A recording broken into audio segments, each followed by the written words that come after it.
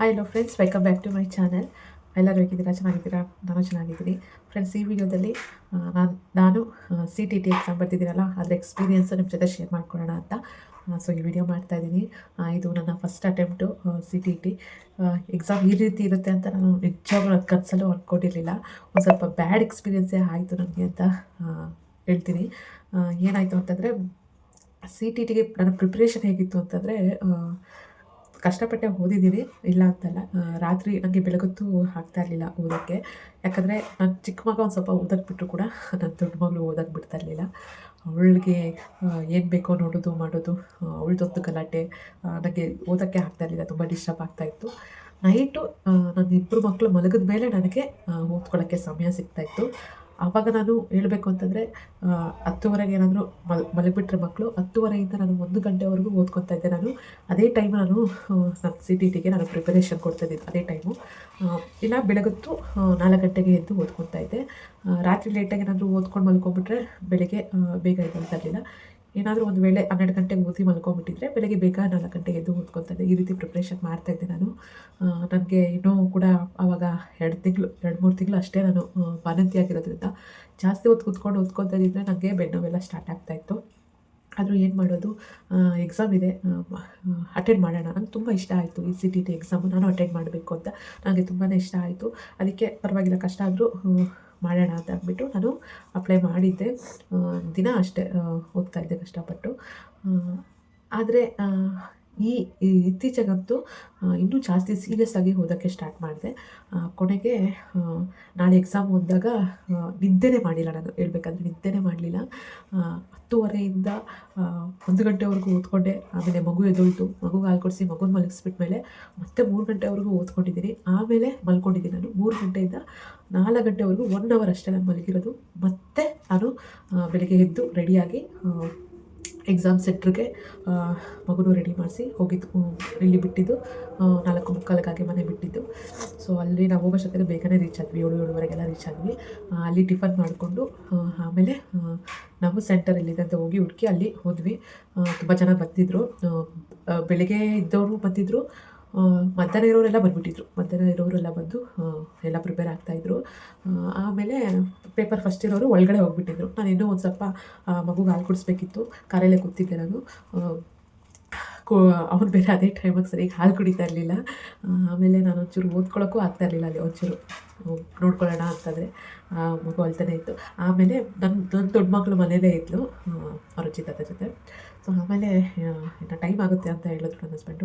ಮಗುಗೆ ಹಾಲು ಕುಡಿಸ್ಬಿಟ್ಟು ನಾನು ಹಾಲ್ ಟಿಕೆಟು ಎಲ್ಲ ಎತ್ಕೊಂಡು ಎಕ್ಸಾಮ್ ಹಾಲ್ಗೆ ಬಂದೆ. ದೊಡ್ಡ ಸ್ಕೂಲು ಚೆನ್ನಾಗಿತ್ತು. ಅದೇನೋ ಒಂಥರ ಅಂಡರ್ಗ್ರೌಂಡಲ್ಲಿ ಹೋಗೋ ಥರ ಎಲ್ಲ ಇತ್ತು.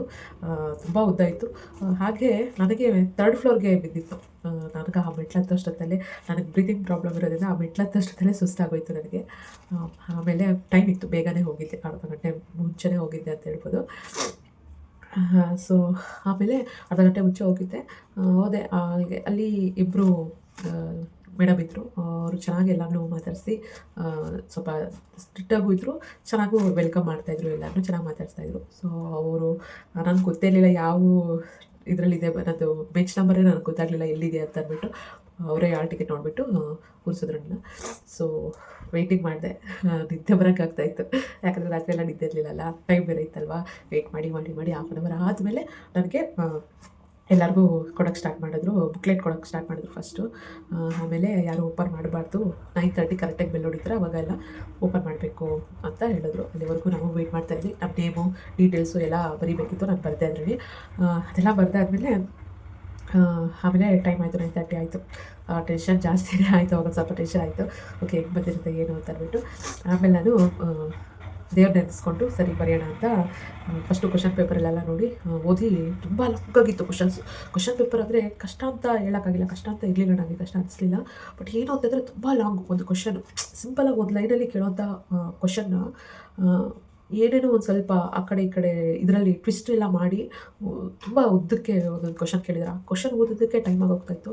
ನಾನು ಏನು ಮಾಡ್ತಾಯಿದ್ದೆ ಅಂದರೆ, ನಾನು OMR ಶೀಟಲ್ಲಿ ಆನ್ಸರ್ ಇದು ಮಾಡೋಕ್ಕೆ ಶೇರ್ ಮಾಡ್ಕೊಂಡು ಹೋಗ್ತಾ ಇರಲಿಲ್ಲ. ಫಸ್ಟು ಕ್ವಶನ್ ನೋಡಿಕೊಂಡು ಟಿಕ್ ಹಾಕ್ಕೊಂಡು ಹೋಗ್ತಾಯಿದ್ದೆ.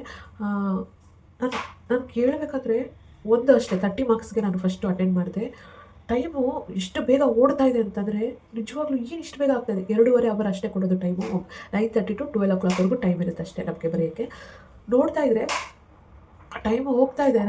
ಆಮೇಲೆ ಮ್ಯಾಥ್ಸಲ್ಲಿ ಅವ್ರು ಕೊಟ್ಟಿರೋ ಆನ್ಸರ್ಸು ನಮ್ಮ ಮ್ಯಾಥ್ಸ್ ಪ್ರಾಬ್ಲಮ್ ಆದಾಗ ಬರಬೇಕು ಅಂತಂದರೆ ತುಂಬ ಟೈಮ್ ಹಿಡಿಯುತ್ತೆ. ಎಷ್ಟು ಕಷ್ಟ ಆಗೋಯ್ತು ಏನು ಅಂತಂದರೆ ನನಗೆಲ್ಲ ಮಾಡೋಕ್ಕಾಗ್ತಾಯಿದೆ, ಆನ್ಸರ್ ಬರ್ತಾಯಿದೆ. ಸರಿ ಇರ್ಬೋದು, ತಪ್ಪಿರ್ಬೋದು. ಬಟ್ ನನಗೆ ಡಿಫಿಕಲ್ಟ್ ಅಂತ ತುಂಬ ಡಿಫಿಕಲ್ಟ್ ಅಂತ ಅನಿಸ್ತಾ ಇಲ್ಲ. ನಾನು ಮಾಡ್ಬೋದು ಅಂತ ಅನಿಸ್ತಾ ಇದೆ. ನಾನೆಲ್ಲ ಟಿಕ್ಕು ಕೂಡ ಹಾಕ್ಕೊಂಡು ಹೋಗ್ತಾ ಇದ್ದೀನಿ. ನೋಡಿದ್ರೆ ಟೈಮ್ ಫುಲ್ಲು ಹೋಗ್ಬಿಟ್ಟಿದೆ. ನಾನು ಎಲ್ಲ ಇದು ಮಾಡಿನೂ ಕೂಡ OMR ಶೀಟಲ್ಲಿ ನಾನು ಆನ್ಸರ್ ಮಾಡಲಿಲ್ಲ, ಶೇಡ್ ಮಾಡಲಿಲ್ಲ.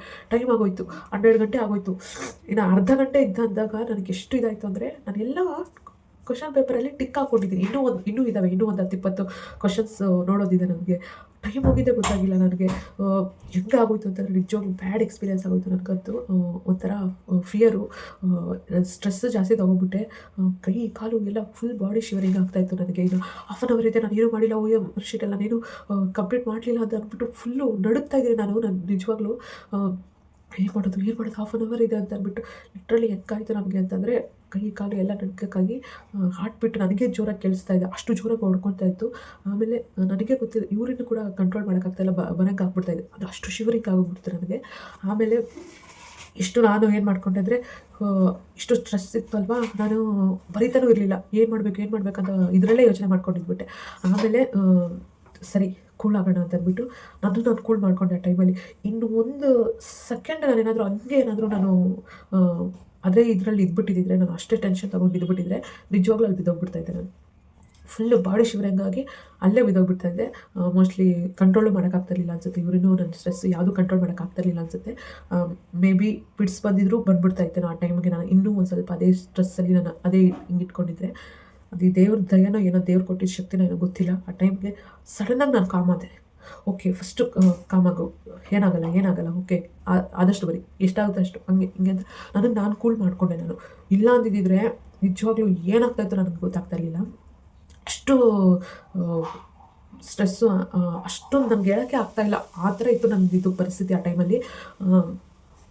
ಆಮೇಲೆ ಅದಕ್ಕೆ ನಾನು ಆ ಕ್ಷಣಕ್ಕೆ ಯೋಚನೆ ಮಾಡಿದ್ದೇನೆಂದರೆ, ನಾನು ಬಾಣಂತಿ, ನನಗೆ 2 ಮಕ್ಕಳಿದ್ದಾರೆ. ಸೊ ನಾನು ಈ ಟೈಮಲ್ಲಿ ಇಷ್ಟೊಂದು ಸ್ಟ್ರೆಸ್ ತೊಗೊಬಾರ್ದು, ಹೋದರೆ ಹೋಯ್ತು ಅಂತ ಅಂದ್ಕೊಂಡು ನಾನು ಫಸ್ಟು ಕೂಲ್ ಡೌನ್ ಆದೆ. ನಾನು ಕಾಮ್ ಡೌನ್ ಮಾಡಿಕೊಂಡು ಒಂದು ಸ್ವಲ್ಪ ಬರೆಯೋದು, ಥಿಂಕ್ ಮಾಡೋದು ಎಲ್ಲ ನಿಲ್ಲಿಸ್ಬಿಟ್ಟೆ. ಸ್ವಲ್ಪ ಮೈಂಡನ್ನು ರಿಲ್ಯಾಕ್ಸ್ ಮಾಡ್ಕೊಳ್ಳೋಣ ಅಂತ ರಿಲ್ಯಾಕ್ಸ್ ಮಾಡಿಕೊಂಡೆ. ಇಲ್ಲ ಅಂತಿದ್ದರೆ ಏನು ಬೇಕಾದರೂ ಆಗ್ಬೋದಿತ್ತು. ಆ ಟೈಮಲ್ಲಿ ಪಿಟ್ಸ್ ಆದರೂ ಬರ್ಬೋದಿತ್ತು, ಇಲ್ಲ ಬ್ರೈನ್ ಸ್ಟ್ರೋಕ್ ಆದರೂ ಆಗ್ಬೋದಿತ್ತು, ಇಲ್ಲಾಂದರೆ ಮೂರ್ಛೆ ಆದರೂ ಹೋಗ್ಬೋದಿತ್ತು, ಏನು ಬೇಕಾದರೂ ಆಗ್ಬೋದಿತ್ತು. ಅಂಥ ಕೆಟ್ಟ ಪರಿಸ್ಥಿತಿಯಲ್ಲಿ ನಾನು ಆ ಟೈಮಲ್ಲಿದ್ದೆ, ಆ ಎಕ್ಸಾಮಲ್ಲಿ. ಸೊ ಆ ಹೆವಿ ಸ್ಟ್ರೆಸ್ನ ನಾನು ಕಂಟ್ರೋಲ್ ಮಾಡ್ಕೊಂಡಿದ್ದೆ. ನಾನು ಇವತ್ತಿಗೆ ಈಗಿರೋಕ್ಕೆ ಸಾಧ್ಯ. ಇಲ್ಲ ಅಂದಿದ್ದರೆ ನಾನು ಈ ಥರ ನಿಮ್ಮ ಮುಂದೆ ನಿಂತ್ಕೊತಾನೂ ಇರಲಿಲ್ಲ ಅನಿಸುತ್ತೆ. ಆ ಥರ ಆಗಿಬಿಟ್ಟಿತ್ತು. ಸೊ ನಾನು ಸಡನ್ನಾಗಿ ಕರೆಕ್ಟಾಗಿ ಥಿಂಕ್ ಮಾಡಿ ಓಕೆ ಇಲ್ಲಿಗೆ ನಿಲ್ಲಿಸೋಣ ಅಂತ ಅಂದ್ಬಿಟ್ಟು ರಿಲ್ಯಾಕ್ಸ್ ಆದೆ. ಆಮೇಲೆ ನನ್ನ ಕೈಯೆಲ್ಲ ಆದಷ್ಟು ನಾನು ಬರೆದೆ ಅಷ್ಟೇ ಫ್ರೆಂಡ್ಸ್. ನನಗೆ ಗೊತ್ತು ಈ ಸರಿ ಆಗಲ್ಲ, ಇದು ಹೋಯ್ತು ಅಂತ. ಅದರ ಒಂದು ಎಕ್ಸ್ಪೀರಿಯನ್ಸ್ ಆಯಿತು ನನಗೆ. ಆದರೆ ನಾನು ಮಾಡ್ಬೋದಿತ್ತು, ಖಂಡಿತ ಆಗ್ತಾಯಿತ್ತು ನನ್ನ ಕೈಯಲ್ಲಿ. ಬಟ್ ನಾನು ಒಂದು ಸ್ವಲ್ಪ ಟೈಮ್ ಮ್ಯಾನೇಜ್ಮೆಂಟ್ ಮಾಡ್ಕೊಂಡಿದ್ದಿದ್ರೆ ಆಗ್ತಾಯಿತ್ತು. ನಾನು ಕ್ವಶನ್ ಪೇಪರ್ಸು ಯಾವುದು ಕೂಡ ಒಂದು ಟೈಮಿಂಗ್ ಅಂತ ಇಟ್ಕೊಂಡು ನಾನು ಸಾಲ್ವ್ ಮಾಡ್ಕೊಂಡ್ಲೇ ಇರಲಿಲ್ಲ. ಆ ಥರ ಪ್ರಿಪೇರ್ ಆಗಿರಲಿಲ್ಲ ನಾನು. ಬರೀ ಓದ್ಕೊಳ್ಳೋದು, ಕ್ವಶನ್ ಪೇಪರಲ್ಲಿ ಏನಿರೋ ಕ್ವಶನ್ಸ್ನ ಅದನ್ನು ಇದು ಮಾಡೋದು. ಸೊ ಸಾಲ್ವ್ ಮಾಡಿದ್ದೀನಿ, ಆದರೆ ನಾನು ಟೈಮಿಂಗ್ಸ್ ಇಟ್ಕೊಂಡು ಮಾಡಿರಲಿಲ್ಲ. ಇಲ್ಲ ಅಂದಿದ್ದರೆ ನನಗೆ ಈ ಥರ ಪ್ರಾಬ್ಲಮ್ ಆಗ್ತಾಯಿರಲಿಲ್ಲ. ಸೊ ಯಾವುದೇ ಎಕ್ಸಾಮ್ ಇರಲಿ, ಈ ಥರ ಎಕ್ಸಾಮ್ ಇದ್ದಾಗ ನೀವಂತೂ 1-2 ಅವರ್ ಟೈಮ್ ಇಟ್ಕೊಂಡು ಆ ಟೈಮ್ ಒಳಗಡೆ ನೀವು ಎಕ್ಸಾಮ್ಸ್ನ ಕಂಪ್ಲೀಟ್ ಮಾಡ್ಕೊಳ್ಳೋ ಥರ ನೀವು ಮನೇಲೇ ಇದು ಪ್ರಾಕ್ಟೀಸ್ ಮಾಡ್ಕೊಬೇಕು. ಇಲ್ಲಾಂದರೆ ಈ ಥರ CET TET ಅಂತ ಎಕ್ಸಾಮ್ಸ್ನ ನೀವು ಕಂಪ್ಲೀಟ್ ಮಾಡೋಕ್ಕಾಗಲ್ಲ. ಖಂಡಿತ ನೀವು ಎಷ್ಟು ವರ್ಷ ಆದರೂ ಕೂಡ ಮಾಡೋಕ್ಕಾಗಲ್ಲ. ಪ್ರಾಕ್ಟೀಸ್ ಮೇಕ್ ಮ್ಯಾನ್ ಪರ್ಫೆಕ್ಟ್ ಅಂತಾರಲ್ವ, ಸೊ ಹಾಗೆ ನೀವು ಪ್ರಾಕ್ಟೀಸ್ ಮಾಡಲೇಬೇಕು. ಟೈಮ್ ಮ್ಯಾನೇಜ್ಮೆಂಟ್ ಮಾಡೋದೇ ಕಷ್ಟ ಆ, ಈ ಈ ಎಕ್ಸಾಮ್ಗಳಲ್ಲಿ. ಸೊ ಆ ಟೈಮ್ ಮ್ಯಾನೇಜ್ಮೆಂಟ್ ಅನ್ನೋದು ನಮಗೆ ಗೊತ್ತಾಯಿತು ಅಂದರೆ ನಾವು ಕ್ಲಿಯರ್ ಮಾಡ್ಬೋದು. ಸೊ ನಾನು ತುಂಬ ಎಫರ್ಟ್ ಹಾಕಿ ಓದಿದ್ದೆ, ಬಟ್ ನನಗೆ ಟೈಮ್ ಮ್ಯಾನೇಜ್ಮೆಂಟ್ ಮಾಡೋಕ್ಕಾಗಲಿಲ್ಲ. ಇದು ಒಂದು ಎಕ್ಸ್ಪೀರಿಯೆನ್ಸು. ಇನ್ಯಾವತ್ತೂ ನಾನು ಯಾವ ಎಕ್ಸಾಮಲ್ಲೂ ಕೂಡ ಇವತ್ತು ಮಾಡಿರೋ ತಪ್ಪು ನಾನು ಮಾಡಲ್ಲ. ನೀವು ಅಷ್ಟೇ ಈ ತಪ್ಪುಗಳನ್ನ ಮಾಡೋಕ್ಕೆ ಹೋಗಬೇಡಿ. ನಾವು ಮಾಡಿರೋ ತಪ್ಪಿದ್ದರೆ ನಾವು ತಿದ್ದುಕೊಂಡು ಹೋಗಬೇಕು. ಈ ಎಕ್ಸಾಮ್ ಫಿಯರ್ ಅನ್ನೋದು ಯಾರಿಗೂ ಬರೋದು ಬೇಡ. ನಾವು ಯಾವುದನ್ನು ಎಕ್ಸಾಮ್ ಪಾಸ್ ಮಾಡ್ಕೊಳ್ಳೋಕ್ಕಾಗಲ್ಲ. ಈ ಥರ ಫಿಯರು, ಸ್ಟ್ರೆಸ್ಸು ಏನಾದರೂ ಬಂದ್ಬಿಡ್ತು ಅಂತಂದರೆ, ಸೊ ಇದರಿಂದ ನಾನು ನಿಮ್ಗೆ ಹೇಳೋದೇನು ಅಂತಂದರೆ, ನೀವು ಯಾವುದೇ ಎಕ್ಸಾಮ್ ಬರೀರಿ, ಕಾಮಾಗಿ ಒಂದು ಸ್ವಲ್ಪ ಏನು ಟೆನ್ಷನ್ ತಗೊತೀರಾ, ಆರಾಮ್ಸೆ ಬರೀರಿ. ಪ್ರಾಕ್ಟೀಸ್ ಮಾಡ್ಕೊಳ್ಳಿ. ಮೊದಲೇ ಪ್ರಿಪೇರ್ ಆಗಿ ನಾಳೆ ಎಕ್ಸಾಮ್ಗೆ ನಾನು ಈ ಟೈಮಲ್ಲಿ ನಾನು ಚೆನ್ನಾಗಿ ಮಾಡಬೇಕು ಎಕ್ಸಾಮ್ ಅಂತ ಫಸ್ಟೇ ನೀವು ಚೆನ್ನಾಗಿ ಪ್ರಿಪೇರ್ ಆಗಿ ಅಂತ ಹೇಳ್ತೀನಿ. ಟೈಮಿಂಗ್ಸೇ ತುಂಬ ಕಷ್ಟ ಆಗೋದು. ಎಷ್ಟೊಂದು ಜನ ಎಕ್ಸಾಮ್ ಬರೆದವ್ರು ಮುಖದಲ್ಲಿ ಸಂತೋಷನೇ ಇರಲಿಲ್ಲ. ನನ್ನ ಹಸ್ಬೆಂಡು ಹೇಳಿದ್ರು, ಯಾಕೆ ಎಲ್ಲರೂ ಹತ್ಕೊಂಡು ಬರ್ತಾ ಇದ್ದಾರೆ, ಯಾರ ಮುಖದಲ್ಲೂ ಸಂತೋಷ ಇಲ್ಲ ಅಂತ. ಅದಕ್ಕೆ ರೀಸನ್ನೇ ಅದು, ಯಾರಿಗೂ ಟೈಮ್ ಮ್ಯಾನೇಜ್ಮೆಂಟ್ ಮಾಡೋಕ್ಕಾಗಲಿಲ್ಲ. ನಾವು ಬರೀತಾ ಇದ್ದಾಗಲೇ ನಾವು ನಮ್ಮ ಪೇಪರ್ನ ತೊಗೊಂಡ್ಬಿಡ್ತಾರೆ ಟೈಮ್ ಆಯಿತು ಅಂತ. ಸೊ ನಮಗೆ ಗೊತ್ತಿರೋದು ನಾವು ಬರೆಯೋಕ್ಕಾಗಲ್ಲ, ಗೊತ್ತಿದ್ದು ನಾವು ಮಾಡೋಕ್ಕಾಗಿಲ್ಲ ಅನ್ನೋದು ತುಂಬಾ ಪೇಯ್ನ್ ಇರುತ್ತೆ. ಅದರದ್ದೇ ತುಂಬ ನೋವಿರುತ್ತೆ. ಅಯ್ಯೋ ನಾನು ಮಾಡ್ಬೋದಿತ್ತು ಎಕ್ಸಾಮು ಚೆನ್ನಾಗಿ, ಮಾಡೋಕ್ಕಾಗಿಲ್ಲ ಅನ್ನೋದು ಬೇಜಾರು ಎಷ್ಟಿದೆ ಅಂದರೆ, ನನಗಂತೂ ತುಂಬ ಬೇಜಾರಿದೆ ಅದರಲ್ಲಂತೂ. ಸೊ ಅದಕ್ಕೆ ನಾನು ನೆಕ್ಸ್ಟ್ ಎಕ್ಸಾಮ್ಗೆ ಈ ರೀತಿ ಮಾಡ್ಕೊಳ್ಳೋದು ಬೇಡ, ಒಂದು ಪ್ರಾಪರಾಗಿ ನಾನು ಪ್ರಿಪೇರ್ ಆಗಿ ಹೋಗೋಣ, ಚೆನ್ನಾಗಿ ಪ್ರಾಕ್ಟೀಸ್ ಮಾಡ್ಕೊಂಡು ಹೋಗೋಣ. ಬರೀ ನಾನು ಹಾರ್ಡ್ ವರ್ಕ್ ಮಾಡ್ತಾಯಿದ್ದೀನಿ ಹೊರ್ತು ಸ್ಮಾರ್ಟ್ ವರ್ಕ್ ಮಾಡ್ತಾಯಿಲ್ಲ. ಸೊ ಫ್ರೆಂಡ್ಸ್, ಎಲ್ಲರಿಗೂ ಹೇಳೋದೇನು ಅಂದರೆ, ನಮಗೆ ಹಾರ್ಡ್ ವರ್ಕ್ ಜೊತೆ ಸ್ಮಾರ್ಟ್ ವರ್ಕು ಇಂಪಾರ್ಟೆಂಟು. ನಮ್ಗೆ ಗೊತ್ತು ನಾವು ಹಾರ್ಡ್ ವರ್ಕ್ ಮಾಡೇ ಮಾಡ್ತೀವಿ, ಕಷ್ಟಪಟ್ಟು ನಾವು ಓದ್ತೀವಿ. ಆದರೆ ಸ್ಮಾರ್ಟ್ ವರ್ಕ್ ಅನ್ನೋದು ಇರಲೇಬೇಕು, ಇಲ್ಲ ಅಂತಂದರೆ ನಾವು ಏನು ಮಾಡೋಕ್ಕಾಗಲ್ಲ. ಸೊ ನಾನು ಈ ಲಾಗಲ್ಲಿ ನಿಮ್ಮ ಜೊತೆ ಇದನ್ನೇ ಶೇರ್ ಮಾಡ್ಕೊಳ್ಳೋಕೆ ಹೋಗಿದ್ದು.